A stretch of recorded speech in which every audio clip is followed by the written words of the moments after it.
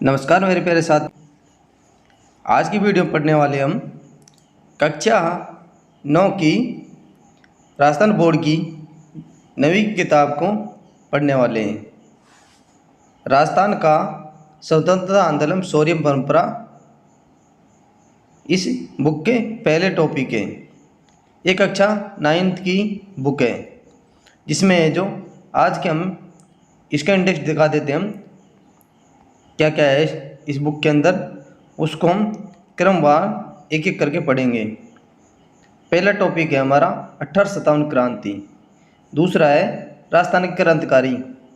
तीसरा अध्याय है राजस्थान के प्रमुख किसान आंदोलन। और चौथा है राजस्थान में जनजातीय के आंदोलन। पांचवा है राजस्थान में जन जागृति प्रजामंडल। और छठा अध्याय है राजस्थान का एकीकरण। और सातवां अध्याय है राजस्थान की शौर्य परंपरा। तो आज का वीडियो में पहला टॉपिक रहेगा हमारा, कौन सा रहेगा? 1857 की क्रांति। कौन सा? 1857 क्रांति, जो 1 से 13 पृष्ठ संख्या इसमें दी गई है। इस किताब में पूरा टॉपिक कवर किया गया है।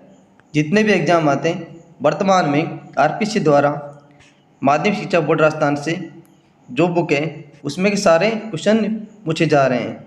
अगर इस बुक को आप पूरा कवर कर लेते हैं तो आपका कोई क्वेश्चन बाहर नहीं जाएगा। तो फिर हम आज का वीडियो स्टार्ट करेंगे 1857 क्रांति। वीडियो स्टार्ट करने से पहले हम एक कोटेशन के माध्यम से आज की वीडियो की शुरुआत करेंगे।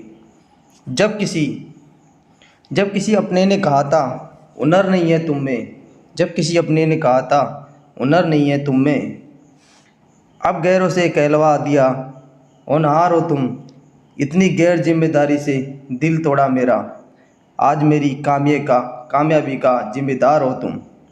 चलिए साथियों, आज का वीडियो हम स्टार्ट करते हैं इसी कोटेशन के साथ। 1857 की क्रांति। मुगल साम्राज्य के पतन के पश्चात देश में उत्पन्न अराजकता से राजस्थान भी अछूता नहीं रहा। औरंगजेब की मृत्यु से उत्पन्न शक्ति रिक्तता को एक बार ये तो मराठों ने भर दिया। मराठों ने दक्षिण में प्रभुत्व स्थापित करने के पश्चात मालवा गुजरात में अपना प्रभाव स्थापित कर लिया था। अब उनके लिए राजस्थान में प्रवेश करना सहज हो गया था। मई 1711 ईस्वी में प्रथम बार मराठों ने मंदसौर के निकट मेवाड़ क्षेत्र से धन एकत्र किया था। इस घटना से चिंतित उदयपुर के महाराणा संग्राम सिंह ने पहले जयपुर के शासक जय सिंह और बाद में मुगल बादशाह मोहम्मद शाह से मराठा समस्या के बारे में विचार विमर्श किया था। 1724 ईस्वी के बाद राजस्थान में मराठा आक्रमणों से तेजी आई।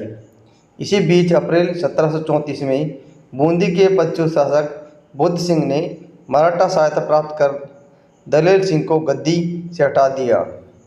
राजस्थान के किसी शासक द्वारा आंतरिक संघर्ष में मराठों को आमंत्रित करने का ये प्रथम अवसर था। किसके द्वारा किया गया था? बुद्ध सिंह के द्वारा।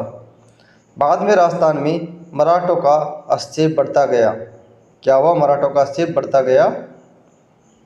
1735 ईस्वी में मालवा पर अधिकार करने के बाद मराठों को राजस्थान पर आक्रमण करने के लिए एक आसान मार्ग मिल गया। राजस्थान में मराठे कोटा, मेवाड़, डूंगरपुर, बांसवाड़ा में घुसपैठ कर वहां से धन पाने के बाद कुछ समय तक संतुष्ट रहे, लेकिन शीघ्र ही वे राजाओं को नहीं वरना सेठ साहूकारों को भी लूटने लगे। उन्होंने राजस्थान में नरेशों के आंतरिक मामलों में हस्तक्षेप करना प्रारंभ कर दिया। बूंदी, जोधपुर, जयपुर रियासत में उनका प्रवेश इसी बहाने हुआ। नादिर शाह के आक्रमण के समय मराठों ने हिंदू धर्म के नाम पर राजस्थान के राजाओं को संगठित करने का प्रयास किया, लेकिन मुगल दरबार में दलबंदी के कारण राजपूत शासक भी परस्पर लड़ने लगे। इस प्रकार केंद्र में उत्पन्न शून्यता के प्रति मराठा राजस्थान में आने लगे।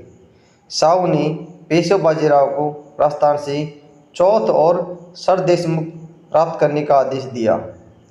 1732 में सवाई जय सिंह जो मालवा का सूबेदार बना, उसे मराठों ने घेर लिया। जय सिंह ने पराजय स्वीकार कर ली। 28 परगने मराठा को देने पड़े।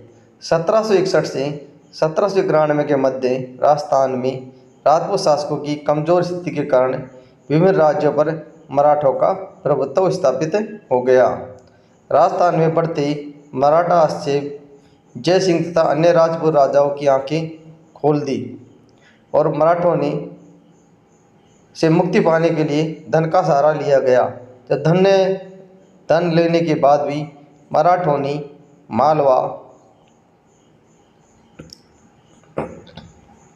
मालवा खाली नहीं किया तो पुनः संगठित प्रयास किए जाने लगे।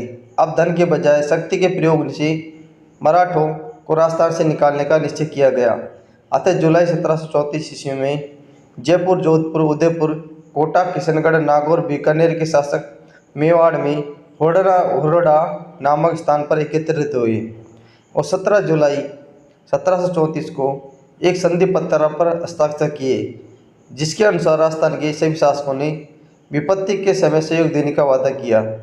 वर्षा ऋतु के बाद मराठों के विरुद्ध कार्रवाई हेतु रामपुरा में एकत्र होना तय किया। किसी राजा के शत्रु को अपने राज्य में आश्रय शरण देने की शपथ ली, परंतु इस सम्मेलन के वांछित परिणाम नहीं निकले, क्योंकि रियासती शासकों में आपसी द्वेष था। प्रतिभा संपन्न क्रियाशील नेतृत्व का अभाव रहा। रियासतों की स्वार्थी नीतियाँ कार्य संभव सम्मेलन की असफलता के लिए उत्तरदायी थे। 1735 में मुगल सम्राट राजपूत शासकों की सेनाओं ने मराठों को खदेड़ने का पुनः असफल प्रयास किया। पेशवा अक्टूबर 1735 में उत्तर भारत की यात्रा पर निकला। उसने महाराज जगत सिंह का आतिथ्य स्वीकार किया। उपहार तथा चौथ का समझौता हुआ।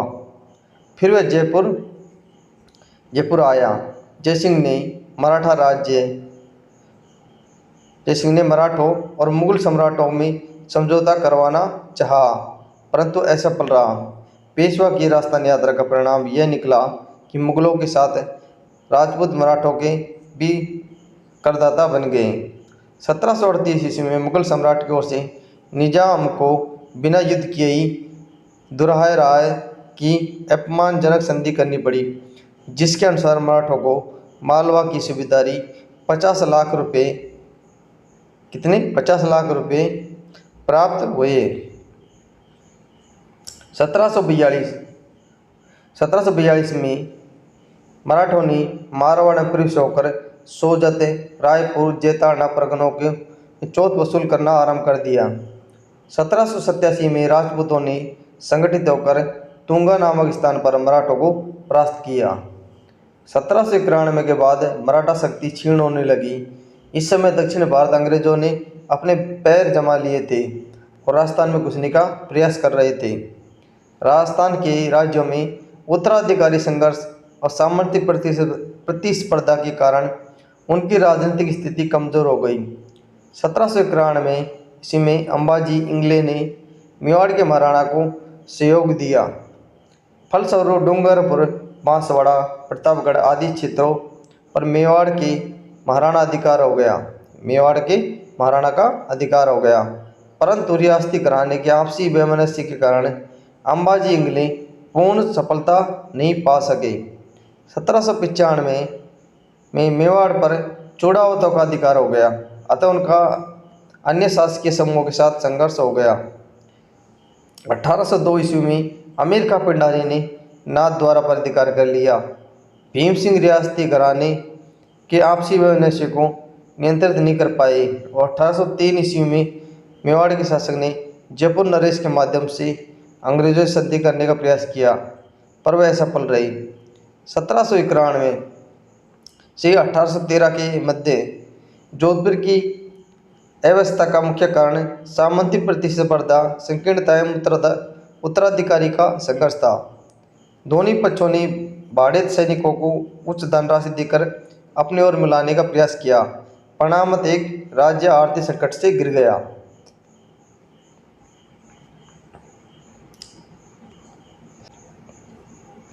राजस्थान के मराठा शासकों ने मराठों के बढ़ते आतंक से मुक्ति पाने के लिए मराठों के शत्रु अंग्रेजों से मित्रता करने प्रयास शुरू कर दिए।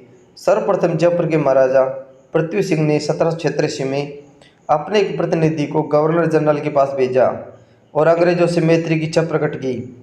जोधपुर राज्य ने भी ऐसा प्रयास किया पर वे सफल नहीं हुए।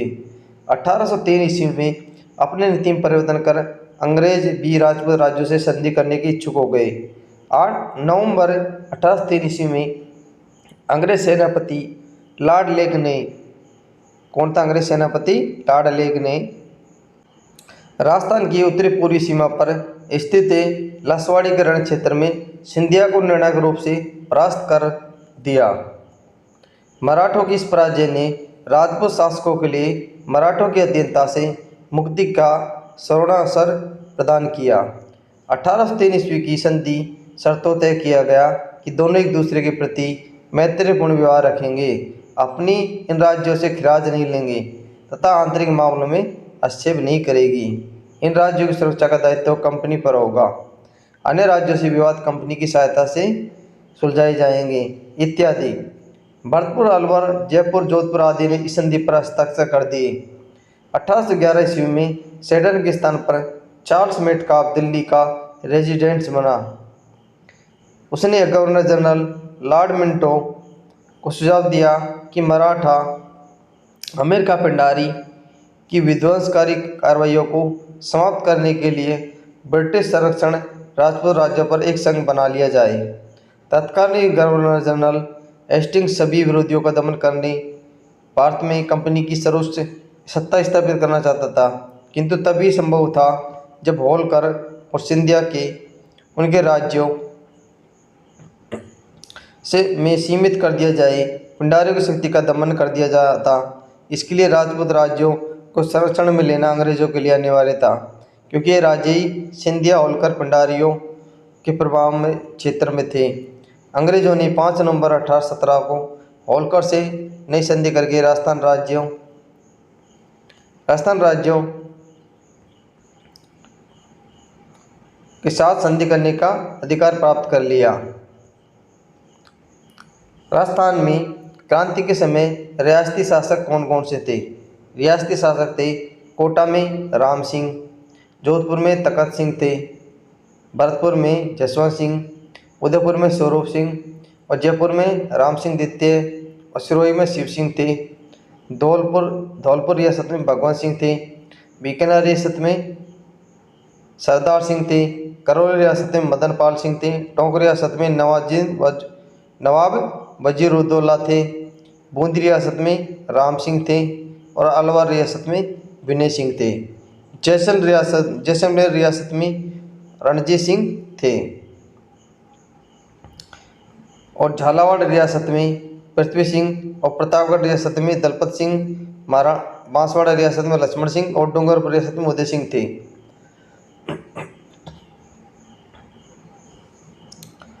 इधर मेटकाफ का नियंत्रण मिलते ही करौली, कोटा, उदयपुर, बीकानेर, किशनगढ़, जयपुर, जैसलमेर आदि ने कंपनी से संधि कर ली।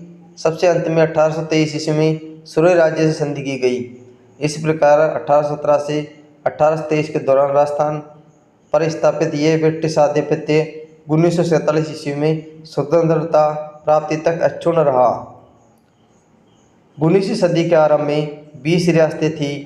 इनमें 17 राजपूत, 2 जाट, एक मुस्लिम शासक द्वारा शासित थी। इन राज्यों के साथ की गई संधियों में कुछ सामान्य शर्तें थीं, कुछ विशिष्ट जो उस राज्य से संबंधित थी। संधि की सामान्य शर्तें इस प्रकार थी। संधि द्वारा रियासती शासकों ने अंग्रेजों की सर्वता स्वीकार कर ली। अंग्रेजों ने रियासती राजाओं का वंशानुगत राज्याधिकार स्वीकार कर लिया। अंग्रेजों ने बाहरी आक्रमण से प्रत्येक राज्य की सुरक्षा और आंतरिक शांति व्यवस्था बनाए रखने में सहायता का आश्वासन दिया था। संधि करने वाले प्रत्येक राज्य में एक अंग्रेज पॉलिटिकल एजेंट रखा जाएगा। साथ ही यह आश्वासन भी दिया कि पॉलिटिकल एजेंट उनके राज्य कार्यों में हस्तक्षेप नहीं करेंगे। ब्रिटिश संरक्षण बदले रियासती शासकों को अपनी विदेश नीति अंग्रेजों को सौंपनी पड़ी। अपने आपसी विवादों को अंग्रेजों की मध्यस्थ हेतु प्रस्तुत करने का वादा करना पड़ा। आवश्यकता पड़ने पर रियासती शासकों के राज्यों के समस्त सैनिक साधन अंग्रेजों को सुपुर्द कर दिए जाए। अंग्रेजों को वार्षिक खराद देने के संबंध में धारा सभी राज्यों की संधियों में अलग अलग थी।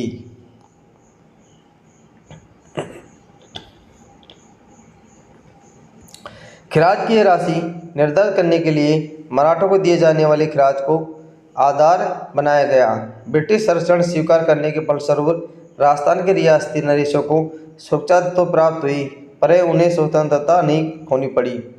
उपरोक्त संधियों द्वारा राजस्थान के राज्यों पर बहुविधि प्रभाव पड़ा। कंपनी सरकार को नियमित रूप से खिराज देने से राजस्थान के राज्यों की आर्थिक स्थिति कमजोर हो गई।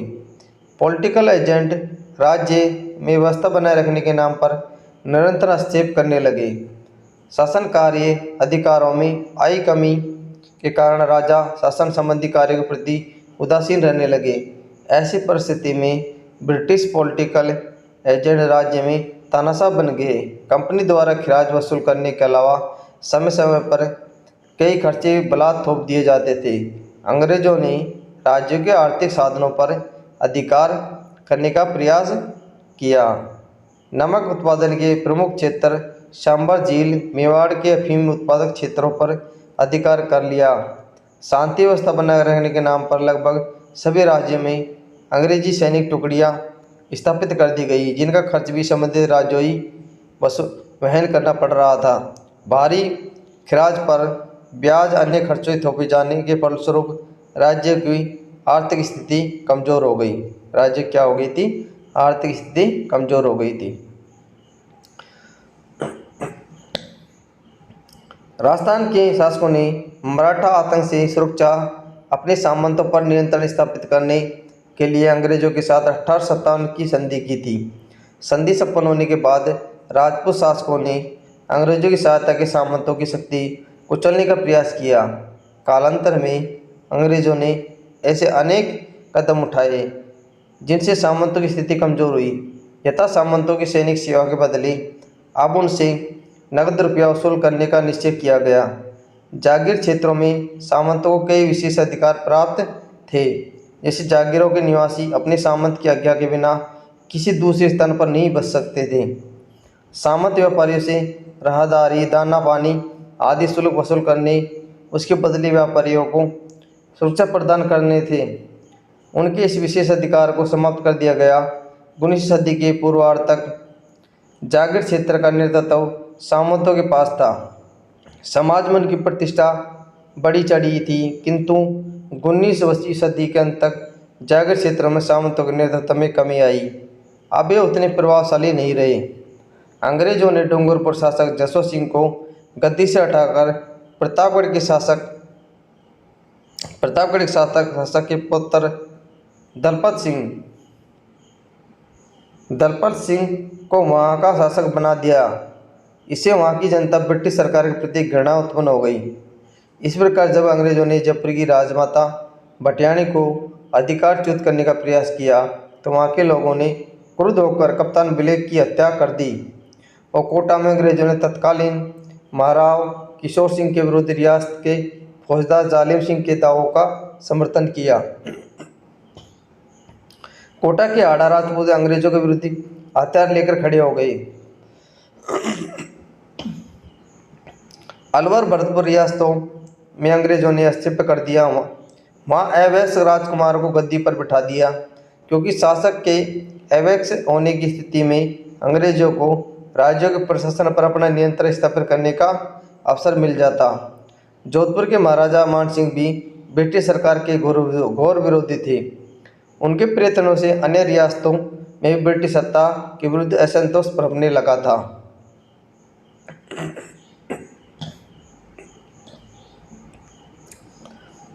राजस्थान में क्रांति के समय ब्रिटिश पॉलिटिकल एजेंट कोटा रियासत में मेजर बटन थे। कौन थे? मेजर बटन थे। जोधपुर रियासत में मेक मेसन थे। भरतपुर रियासत में मॉरिसन थे। जयपुर रियासत में ईडन पॉलिटिकल एजेंट थे। उदयपुर रियासत में सावर्स पॉलिटिकल एजेंट थे। सिरोही रियासत में जेडी हॉल थे। कौन थे? जेडी हॉल थे। एक बार फिर से देखते हैं। कोटा रियासत में मेजर बर्टन, जोधपुर रियासत में मेघ मौसन, भरतपुर रियासत में मोरिसन, जोधपुर रियासत में ईडन थे, उदयपुर रियासत में सावर्स थे, सिरोही रियासत में जेडी हॉल थे। ये राजस्थान के क्रांति के समय राजस्थान में पॉलिटिकल एजेंट नियुक्त किए गए थे। राजनीतिक स्थापित करने के पश्चात अंग्रेज सरकार ब्रिटिश भारत की भांति राजस्थान पर भी सांस्कृतिक विजय प्राप्त करने को उत्सुक उठी। ब्रिटिश सरकार ने सामाजिक सुधार के लिए प्रचलित परंपराओं और रीति रिवाजों कृत्यों को समाप्त करने के लिए विशेष कदम उठाए। इन कृत्यों को कन्यावध, दास प्रथा, सती प्रथा सम्मिलित थी। इस दिशा में उठाए गए कदमों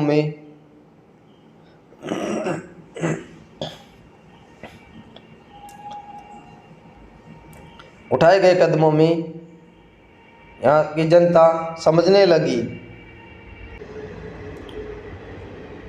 ये समझने लगी कि अंग्रेज राजस्थान के सामाजिक ढांचे को विघटित करना चाहते हैं। अंग्रेजों की सामान्य जीवन में हस्तक्षेप की नीति ने जनता में असंतोष उत्पन्न किया। इस प्रकार हम देखते हैं कि 1857 की संधि के बाद अंग्रेजों द्वारा राजस्थान के राज्यों को प्रशासन में अवांछनीय हस्तक्षेप, आर्थिक संसाधनों पर आधिपत्य, अंग्रेजों द्वारा वसूल की जाने वाली वार्षिक खिराज की राशि, सामंतों के विशेषाधिकार पर कुठारघात, राजस्थान के सामाजिक जीवन में हस्तक्षेप ने सर्वत्र संतोष जन्म दिया। राजा, सामंत, साधारण जनता भी सभी वर्गों से असंतुष्ट थे। ईसाई मत के प्रचारकों की संदिग्ध गतिविधियों के कारण अजमेर मेवाड़ क्षेत्र में यह विचार पटकने लगा कि अंग्रेज हिंदुओं का मतांतरण कर रहे हैं, उन्हें जबरदस्ती ईसाई बनाने के लिए प्रयत्नशील है। इसमें उनमें ब्रिटिश सत्ता के प्रति तीव्र आक्रोश उत्पन्न हो गया। ब्रिटिश विरोधी भावना को पनपाने में राजस्थान के कवियों, साहित्यकारों ने भी महत्वपूर्ण योगदान दिया। उनके द्वारा ऐसे शासकों की निंदा की गई जो ब्रिटिश सत्ता के भक्त थे। उन शासकों एवं सामंतों की प्रशंसा की गई ब्रिटिश सत्ता के विरोध थे। ऐसे कवियों में कवि बांकीदास, रघुदास, साधु गंगाजी तथा महाकवि सूर्य मिश्रण आदि के नाम उल्लेखनीय है। इससे स्पष्ट है कि भारत में क्रांति प्रारंभ होने से पूर्व देशी रियासतों में ब्रिटिश सत्ता के विरुद्ध तीव्र असंतोष व्याप्त था। सन 1857 की क्रांति होने के समय राजस्थान में अंग्रेजी सैनिकों की 6 छावनियाँ थीं। नसीराबाद, नीमच, देवली, ब्यावर, हरीरपुरा, खेरवाड़ा। इन सभी छावनियों में लगभग 5000 सैनिक थे, किंतु किसी भी छावनी में कोई अंग्रेज सैनिक नहीं था। केवल 30 अंग्रेज अधिकारी थे। मेरठ में क्रांति होने की सूचना जैसे ही राजस्थान के एजीजी से को प्राप्त हुई, उसने देशी रियासतों के शासकों को आवश्यक निर्देश दिए कि क्रांतिकारियों को अपने राज्य में न घुसने दें। जो भी ब्रिटिश सत्ता का विरोध करे उनका कठोरतापूर्वक दमन करे। ये एजीजी के आदेश थे, एजेंट टू गवर्नर जनरल के आदेश थे। नसीराबाद में क्रांति। राजस्थान में क्रांति का सूत्रपात नसीराबाद से हुआ। इसके निम्न कारण रहे थे। पहला कारण था, उस समय नसीराबाद में 15वीं व 30वीं बंगाल नेटिव इन्फेंट्री भारतीय तोपखाने की सैनिक टुकड़ी तथा पहली बम्बई लांसर्स के सैनिक विद्वान थे। मेरठ विद्रोह की सूचना से 15वीं नेटिव इन्फेंट्री सैनिकों ने सोचा कि यह सारी कार्रवाई भारतीय सैनिकों को कुचलने के लिए की गई है तथा तोपें भी उनके विरुद्ध प्रयोग करने के लिए तैयार की गई है। अतः उनमें विद्रोह की भावना जागृत हो गई। दूसरा कारण था, 15वीं बंगाल नेटिव इन्फेंट्री की एक टुकड़ी काफ़ी समय से अजमेर शस्त्रागार की रक्षा कर रही थी। संदेह के कारण उसे वहां से नसीराबाद भेज दिया गया। इससे सैनिकों के मन में ये धारणा बन गई कि उन पर अविश्वास किया जा रहा है, अतः ब्रिटिश अधिकारियों से नाराज हो गए। तीसरा कारण था, इन दिनों बाजारों और छावनियों में बंगाल दिल्ली के संदेशवाहक साधु फकीरों के वेश में राजस्थान आए। उन्होंने चर्बी वाले कारतूसों के विरुद्ध प्रचार कर विद्रोह का संदेश प्रचारित किया। भारतीय सैनिकों ने सोचा कि अंग्रेजों ने धोखा इसे ही बनाना चाहते हैं, धोखे से क्या करते ना करना चाहते हैं, इसे ही बनाना चाहते हैं। इस धार्मिक भावना के कारण भी उत्तेजना फैली। चौथा कारण था, भारतीय सैनिकों पर नियंत्रण रखने के लिए बाहर से यूरोपीय सेना कुछ तोपें मंगवाई गई। इस तथ्य को गुप्त रखा गया। बाद में जब ये बात प्रकट हो गई तो सेना में उत्तेजना फैल गई।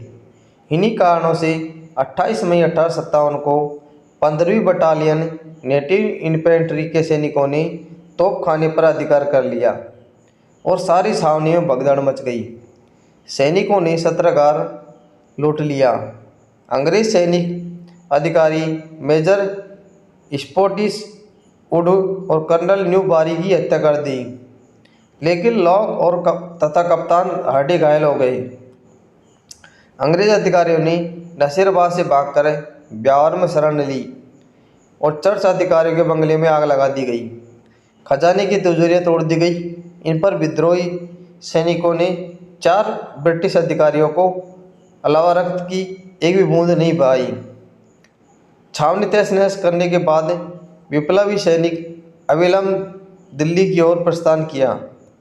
18 जून 1857 को विप्लवी दिल्ली पहुंच गए और दिल्ली में डेरा डाले। अंग्रेज पलटने पर पीछे से आक्रमण किया, जिसमें अंग्रेज परास्त हुए। क्या हो गए थे? जिसमें अंग्रेज परास्त हो गए। अगला है नीमच। नीमच में क्रांति। नसीराबाद क्रांति की सूचना जब नीमच पहुंची तो 3 जून 1857 को नीमच के सैनिकों ने भी विद्रोह कर दिया। क्रांतिकारियों ने छावनी को लूट लिया, उसमें आग लगा दी। नीमच छावनी को लूटने के बाद क्रांतिकारी नीमच से रवाना होकर सरकारी बंगलों को लूटते हुए उनमें आग लगाते हुए शाहपुरा पहुँचे। शाहपुरा के शासक ने क्रांतिकारियों को भोजन व ठहरने की सुविधा प्रदान की। इसके पश्चात क्रांतिकारी निम्बाहेड़ा पहुँचे, जहाँ की जनता ने इनका बड़ा स्वागत किया। तत्पश्चात क्रांतिकारी यहाँ से दिल्ली, टोंक, आगरा होते हुए दिल्ली पहुँचे। मार्ग में अनेक स्थानों पर जनता ने क्रांतिकारियों का स्वागत किया। क्रांतिकारियों की संख्या में काफ़ी वृद्धि हो गई। नीमच से क्रांतिकारी के चले जाने के पश्चात AGG agent to governor general Lawrence के निर्देश पर कप्तान सावर्स ने कोटा, बूंदी, मेवाड़ की राजकीय फौजों की सहायता की से 8 जून 1857 को नीमच पर पुनः अधिकार कर लिया।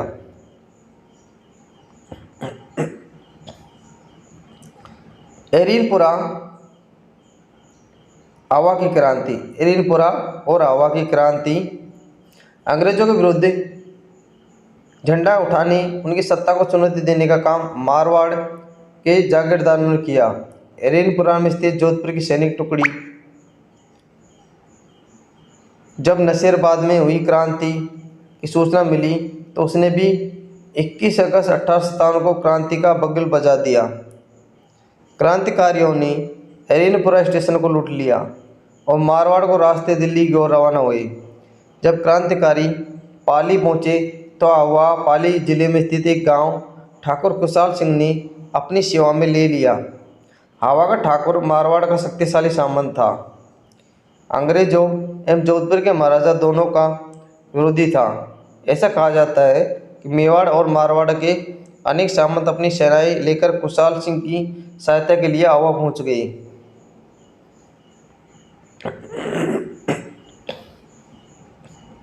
जोधपुर के महाराजा ने सिंघवी कौशल राज के नेतृत्व में एक फौज अंग्रेजों का दमन करने हेतु आवा भेजी।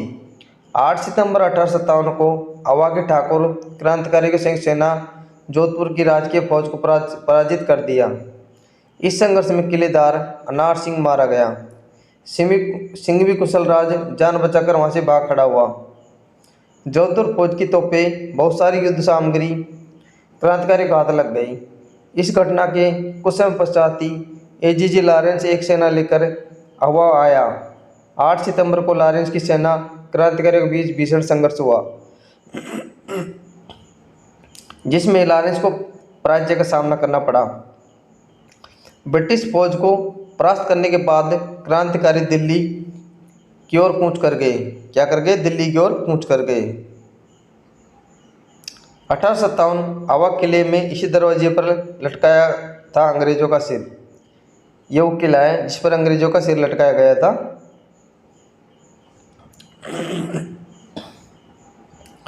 जॉर्ज लॉरेंस आवा के पराजय को बोला नहीं था, इसलिए आवा के ठाकुर से बदला लेने के लिए उसने ब्रिगेडियर होम्स के नेतृत्व में एक विशाल सेना आवा की ओर भेजी। 20 जनवरी 1858 को ब्रिगेडियर होम्स ने वहां पर आक्रमण कर दिया। दोनों सेनाओं के बीच भीषण संघर्ष हुआ। इस संघर्ष के दौरान ठाकुर खुशहाल सिंह आवा के किले को छोड़कर सलम्बर चला गया। उसके जाते ही ब्रिटिश फौजों ने आवा किले पर अपना अधिकार कर लिया। अंग्रेजों में बदले की भावना इतनी प्रबल थी कि उन्होंने पूरे गांव को पूरी तरह लूट लिया। आवा के किले को बारूद से उड़ा दिया। इतना ही नहीं, उन्होंने आवा के मंदिरों, मूर्तियों को पूरी तरह नष्ट कर दिया तथा वहां के निवासियों पर भीषण अत्याचार किए। मेवाड़ में क्रांति की गूंज। इस समय मेवाड़ की जनता में अंग्रेजों के विरुद्ध काफ़ी रोष था। मेवाड़ के अधिकांश सामंत ब्रिटिश सत्ता के विरोधी थे। नसीराबाद में हुई क्रांति की सूचना उदयपुर पहुंची, अतः मेवाड़ की फौजें भी अंग्रेजों के विरुद्ध विद्रोह करने के लिए लगभग तैयार थी, किंतु मेवाड़ के महाराणा की सूझबूझ ने अंग्रेज कप्तान सावर्स को कठोर रोक ने स्थिति को बिगड़ने से संभाल लिया। इस समय महाराणा व कंपनी की सरकार दोनों को ही मेवाड़ के सामंतों से भय था, अतः दोनों एक दूसरे के साथ सहयोग करने के लिए बांधे थे। एजीजी के निर्देश पर मेवाड़ के महाराणा सौरभ सिंह ने 27 मई 1857 को अपने सभी सामंतों को पत्र भेजकर कहा कि ब्रिटिश सैनिक कार्रवाई में सहयोग करे। पॉलिटिकल एजेंट कप्तान सावर्स के निर्देश का पालन कर रही। दूसरी ओर कप्तान सावर्स ने विरोधी सामंतों को चेतावनी देते हुए कहा कि जो भी शांति भंग करने का प्रयास करेगा उसे कठोर दंड दिया जाएगा। यहाँ तक कि सलम्बर के रावत केसर सिंह ने भी जब मेवाड़ के महाराणा के अधिकारों को चुनौती देते हुए कहा कि यदि 8 दिन में उसके परंपरागत अधिकारों की मांग को स्वीकार नहीं किया गया तो वह चित्तौड़ी गद्दी पर महाराणा के किसी प्रतिद्वंदी को बैठा देगा। तब कप्तान सावर्स ने रावत केसरी सिंह को चेतावनी दी कि यदि उसने महाराणा के विरुद्ध किसी भी कार्य में भाग लिया तो उसकी जागीर से अपदस्थ कर राजपुताने से ही निष्कासित कर दिया जाएगा। कप्तान सावर्स की इस धमकी से रावत केसरी सिंह शांत हो गए।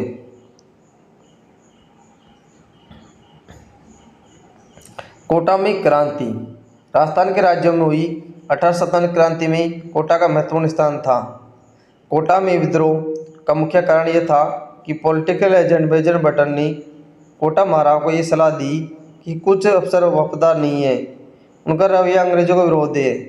ऐसे अफसरों को पदच्युत कर अंग्रेज अधिकारी को सौंप दे, जिससे उन्हें उचित दंड दिया जा सके। मेजर बटन ने जिन अफसरों को सौंपने की मांग की थी उनमें जयदयाल, रतनलाल, जियालाल आदि प्रमुख थे। मेजर बटन द्वारा महाराव को जो सलाह दी गई वह किसी प्रकार महाराव की फौज तथा फौज के अधिकारियों पर प्रकट हो गई। फलस्वरूप फौज के सभी सिपाही क्रोध को से पागल होकर उठे। उन्होंने मेजर बटन से बदला लेने का निश्चय किया। तदनुसार 15 अक्टूबर 1857 को कोटा के सैनिकों ने क्रांति का बिगुल बजा दिया।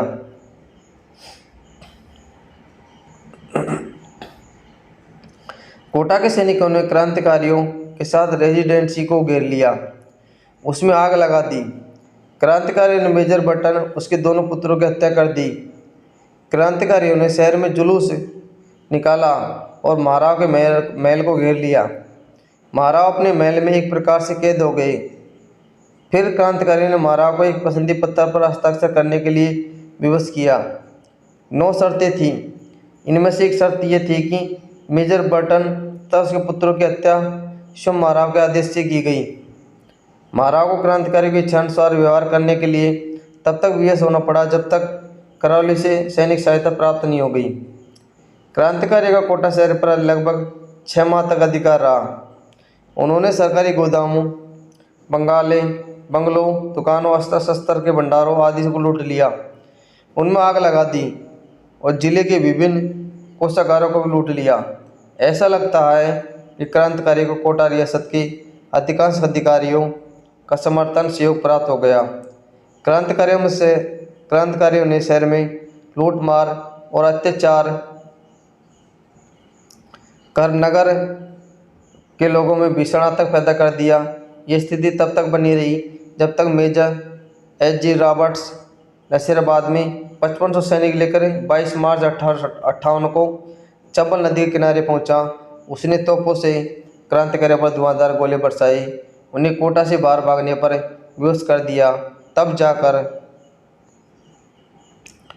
कोटा क्रांतिकारियों के नियंत्रण से मुक्त कराया जा सका। क्रांतिकारी नेताओं तथा विद्रोही सैनिकों अमानुषिक दंड दिए गए। जयदयाल को गिरफ्तार कर तोप से उड़ा दिया गया। साथियों, ये कक्षा 9वीं की बुक का एक महत्वपूर्ण कंटेंट है और इसी बुक से सारे क्वेश्चन मिल रहे हैं। आरपीएससी, आरएसएम, एसएसबी की जितनी भी एग्जाम है वो कक्षा 9, कक्षा 10 की बुक से ही पूछे जाते हैं। तो साथियों, आप पे जो ध्यानपूर्वक इस कक्षा को देखना और सुनना, इसमें कई सारे क्वेश्चन बनेंगे, आप ये तय मान के चलो। तो चलिए आगे देखते हैं। अन्य राज्य में क्रांति की गूंज। राजस्थान में 1857 क्रांति केवल मारवाड़, मेवाड़ तथा कोटा तक ही सीमित नहीं रही, अपितु इसकी गूंज राजस्थान के अन्य राज्यों में भी सुनाई दी। भरतपुर, जो आगरा मथुरा के काफ़ी निकट है, क्रांति के समय शांत रहा। मथुरा में विद्रोह हो जाने के बाद भरतपुर शहर में उत्तेजना फैली। भरतपुर की सेना ने क्रांति का बिगुल बजा दिया। भरतपुर के महाराजा ने वहाँ के पॉलिटिकल एजेंट मेजर मॉरिसन को भरतपुर छोड़ जाने की सलाह दी, क्योंकि महाराजा को यह आशंका थी कि उसकी उपस्थिति से नीमच के क्रांतिकारी भरतपुर पर आक्रमण कर सकते हैं। महाराजा की सलाह पर मेजर मॉरिसन भरतपुर छोड़कर चला गया। क्रांति की अवधि में भरतपुर रियासत की स्थिति बड़ी विषम थी। क्रांतिकारी सैनिकों की अनेक टुकड़ियां भरतपुर की सीमा से होकर गुजरी। भरतपुर की गुजरी में मेवाती जनता क्रांति में पीछे नहीं थी। उसने खुलकर क्रांति में भाग लिया। उसने क्या किया? खुलकर क्रांति में भाग लिया।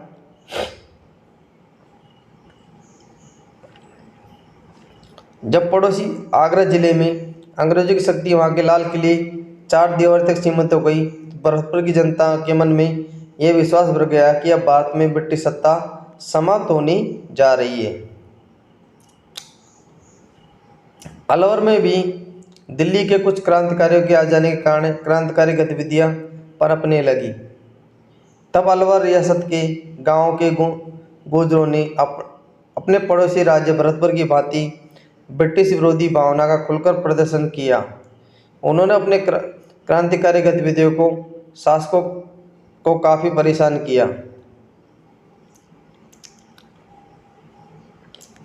धौलपुर रियासत में भी गंभीर उपद्रव हुए।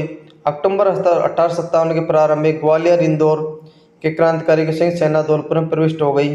क्रांतिकारियों के प्रति सहानुभूति के कारण धौलपुर रियासत की सेना अनेक अधिकारी राजा साथ छोड़कर क्रांतिकारियों से मिल गए, जिससे धौलपुर की सत्ता खतरे में पड़ गई। क्रांतिकारियों ने धौलपुर में खूब लूटमार की। उन्होंने वहाँ के राजा को घेरकर जान से मारने की धमकी दी। विवश होकर राजा को क्रांतिकारियों की मांगें स्वीकार करनी पड़ी। धौलपुर में इन क्रांतिकारियों ने राव रामचंद्र हीरालाल के नेतृत्व में राजा की अधिकांश तोपों पर अधिकार कर लिया और उनकी सहायता से आगरा पर आक्रमण कर दिया। यह स्थिति तब तक बनी रही जब दिसंबर में पटियाला के शासक द्वारा भेजी गई सेना की सहायता से धौलपुर में व्यवस्था स्थापित हो गई। जयपुर में महाराजा को उनके पदाधिकारी राव शिव सिंह ने यह सलाह दी कि अंग्रेजों तथा मुगल बादशाह बहादुर शाह दोनों से मित्रता संबंध बनाए रखे, किंतु उनके प्राइवेट सेक्रेटरी पंडित शिवदीन ने महाराजा पर आकर अंग्रेजों का साथ देने के लिए जोर डाला। जयपुर में नवाब विलायत खां, मियां उस्मान खां और सादुल्ला खां मुगल सम्राट से मिलकर ब्रिटिश सत्ता के विरोधी क्रांति का षड्यंत्र रच रहे थे। मुगल सम्राट के साथ किए गए इनके पत्र व्यवहार की जानकारी महाराजा को मालूम हो गई, अतः उन्होंने सादुल्ला खां को राज्य से निष्कासित कर दिया और शेष दोनों को बंदी बनाकर कारागार में डाल दिया। टोंक में भी नवाब की सेना ने मीर आलम खां के नेतृत्व में विद्रोह कर दिया। टोंक का नवाब अंग्रेजों के साथ था। किसके साथ था? अंग्रेजों के साथ था। मगर नवाब की सेना ने नीमच के क्रांतिकारियों को टोंक के आने के लिए आमंत्रित किया। उनकी सहायता से नवाब के किले को घेर लिया। नवाब ने सैनिकों को डराने धमकाने का भरपूर प्रयास किया, किंतु वे सफल नहीं हो सका। सलम्बर और कटोरिया का योगदान।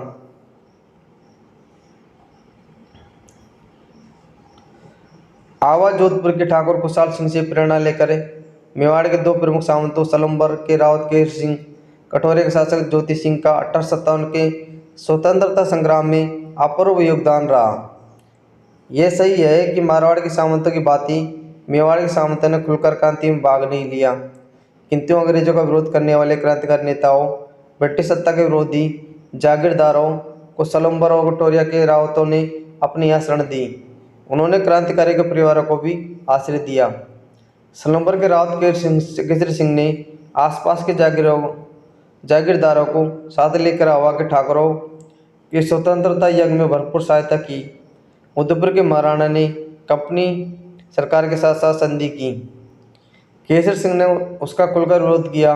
एजी लॉरेंस ने केसर सिंह ब्रिटिश सत्ता विरोधी गतिविधियों को देखकर महाराणा उदयपुर पर यह दबाव डाला कि उसके विरुद्ध कार्रवाई करे, किंतु महाराणा उसके विरुद्ध कार्य करने का साहस नहीं जुटा सके। अंग्रेजों द्वारा आवा गांव को तहस नहस कर दिया गया। आवा के ठाकुर खुशहाल सिंह निरही अवस्था में इधर उधर भटक रहे थे। तब कोठारिया के रावत ज्योति सिंह ने उनको गले लगाया। उन्होंने कोठारिया में पेशवा नाना साहब उनके परिवार को भी शरण दी, सब प्रकार के सुख सुविधा उपलब्ध कराई। इस प्रकार ब्रिटिश सत्ता का विरोध कर भाई परिणाम की चिंता न कर सलम्बर कोठारिया के रावतों ने अपूर्व त्याग साहस का परिचय दिया।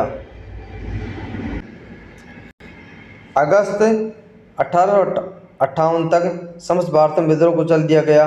नवंबर 1858 में ईस्ट इंडिया कंपनी ने भारत का शासन ब्रिटिश ताज को सौंप दिया। ब्रिटेन की महारानी विक्टोरिया की ओर से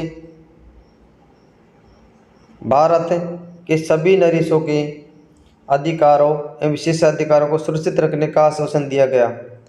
उदयपुर महाराणा ने इसका स्वागत किया और अंग्रेजों के सम्मान में भव्य दावत दी गई। यद्यपि राजस्थान में प्रथम स्वतंत्रता संग्राम असफल रहा, परंतु विप्लव के बाद राजस्थान के परंपरागत ढांचे का स्वरूप बदलने लगा। आधुनिक शिक्षा का प्रसार, नए मध्यम वर्ग का जन्म, प्रशासनिक सेवाओं में जन साधारण की नियुक्तियाँ, वैश्य समुदाय का सहयोग लिया जाने लगा। उन्हें महत्वपूर्ण पद और विभिन्न प्रकार के संरक्षण देना आदि कुछ इस तरह के कार्य होने लगे, जिससे राजपूतों का महत्व कम होता गया। राजस्थान के नरेश और जागीरदार अब अंग्रेजों पर पूरी तरह से निर्भर हो गए थे। 1857 की क्रांति की असफलता के कारण राजस्थान के राजाओं ने अंग्रेजों के प्रति झुकने की प्रवृत्ति का परिचय दिया। जयपुर, अलवर, भरतपुर, धौलपुर, करौली, सिरोही, टोंक, बीकानेर, डूंगरपुर, बांसवाड़ा, प्रतापगढ़ के शासकों ने विप्लव की आंधी को रोकने के लिए ब्रिटिश सत्ता को सहयोग दिया। मुगल सम्राट बहादुर शाह तथा स्थानीय विद्रोही ने राजस्थानी राजाओं को स्वतंत्रता संग्राम का नेतृत्व प्रदान करने हेतु आमंत्रित किया। इसके बाद भी उन्होंने अंग्रेजों का साथ दिया। राजस्थान के विद्रोह में आपसी एकता संपर्क का अभाव था। कोटा, नसीराबाद, भरतपुर, धौलपुर, टोंक आदि में अलग अलग समय पर क्रांति होने के कारण अंग्रेजों को विद्रोहियों से निपटने का अवसर मिल गया। मारवाड़, मेवाड़, जयपुर आदि नरेशों ने तात्या टोपे को किसी प्रकार का सहयोग नहीं दिया। चौथा कारण था राजस्थान के 18 रियासतों में संगठन एकता का अभाव था। नेतृत्व के लिए जब मेवाड़ के महाराणा से संपर्क किया तो नेतृत्व प्रदान करने के बजाय उन्होंने शासकों के पत्र व्यवहार संबंधी सारे कागजात यदि ब्रिटिश अधिकारी को सौंप दिए। राजस्थान अनेक देशी रियासतों में बटा हुआ था, इसी कारण उसमें क्रांतिकारियों का कोई केंद्रीय संगठन नहीं था। उसे नेतृत्व का भी समर्थन का अभाव था।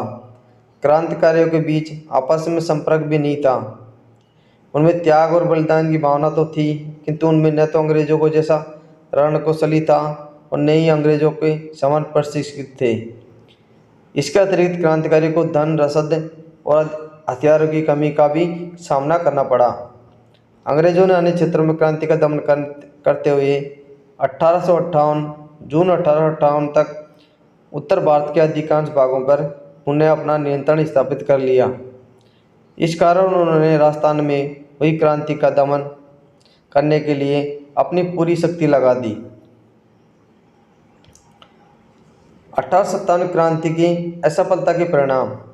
सन 1857 क्रांति के सफल होने के बाद राजस्थान की रियासतें ब्रिटिश संरक्षण में चली गई। ब्रिटिश सम्राट ने राजस्थान की सभी रियासतों में कंपनी द्वारा की गई संधियां जारी की। राजस्थान की जनता पर अब गुलाम का दोहरा अंकुश हो गया। एक तो रियासती राजाओं के अधीन थी, दूसरे अंग्रेजों का भी उन पर नियंत्रण हो गया। परिणाम स्वरूप निश्चित हो गया कि निकट भविष्य में राजस्थान में स्वतंत्रता आंदोलन का कोई भविष्य नहीं है। अंग्रेज शिक्षा के प्रसार के कारण लोगों में राष्ट्रीय जागृति का प्रादुर्भाव हुआ। स्वधर्म, स्वदेशी, स्वराज्य, स्वभाषा के फलस्वरूप लोगों में क्रांति की भावना पुनः पल्वित हुई। इस भावना का बल प्रदान करने वाले अर्जुन लाल शेट्टी, केसर सिंह बराट, गोपाल सिंह खरवा आदि अग्रणी माने जाते हैं। इस क्रांति की सफलता ने भावी संगठित आंदोलन की भूमिका तैयार कर दी थी। यह अभ्यास प्रश्न है जो अति लघुरात्मक और निबंधात्मक है।